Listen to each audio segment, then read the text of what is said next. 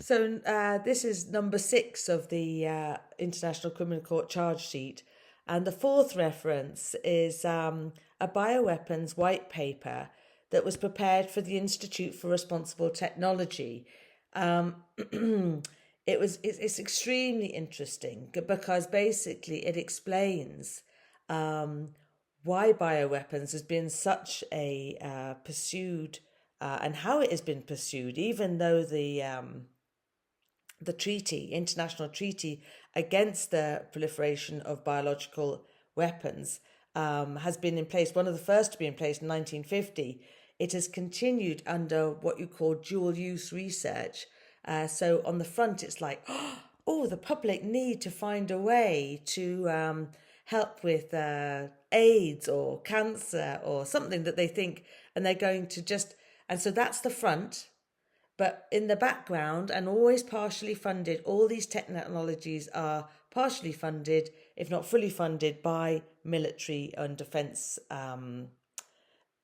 funding. And that goes on in the background, and some people know about it.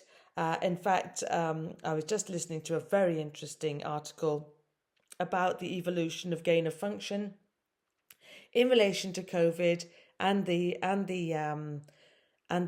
all the yeah, all the weapons, all the weaponized technologies, and how they came to be, and then, yeah, so it's all about that, and also from papers, claiming how dengue had been used by the CAA, and also explaining all the about the electroporation, the genetic modification using electric pulse remotely. So these things are that was the references for all those things. The Freedom of Information Act, DARPA, that's reference number 5, and that's from who I think we got all the weather modification and all the ingredients from, or even if it was all like 99% redacted, and basically means scribbled out. It's like you can know about it, but I'm afraid you can't know about it after all. This is how they say, oh, just in case the information falls into the wrong hands. I mean, could it be in any more the wrong hands than military use? So number 6, reference for the Institute for Responsible Technology, they had has now been really scrambled and corrupted, extending on purpose. Protect Nature Now. It sounds innocent enough, and it is innocent enough. It was a system they set up whereby their white papers on the difficulties, basically, of legislating and maintaining biosafety in laboratories, let alone allowing outdoor releases of genetically modified microbes. So they're impossible to regulate because they've just been lobbied by pharmaceutical companies into governments who say, oh yeah, gene editing is different from genetic engineering, which it's not. It's obviously a form of genetic engineering using a very new technology with millions of mistakes before whatever result they want they get. And they're lobbied as predictable, accurate, and safe, I suppose. Um, and where in fact they're completely unpredictable because of the many ways that genes transfer, the fact that they're easily spread, they can move from species to species, there's no way to trace them.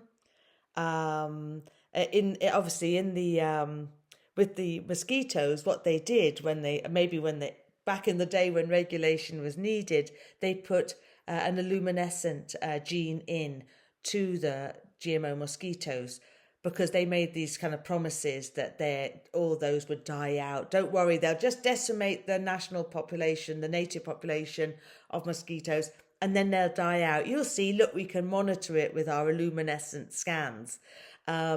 But of course, they didn't die out. They happily, cross species. But all the other genes were also cross species. So all that deforming and the death switch. Yeah, well, I don't know. I mean, maybe people haven't seen it, but I've seen a lot of the footage of people who, since they were injected, um, actually have what looks like a kill switch, a sort of sight, and then this turning, like a turning round and round 2 or 3 times, and then just a collapse and death. I mean, it's a very, very dark industry, and it all emerged from the eugenics, which basically means let's kill a load of people off, so that it's easier for the world to sustain what's left. It's really a massive overreach of military protocols and technologies, kind of cloaked in like a public health uh, um, uh, narrative. So that's probably enough. That might manage 3 more.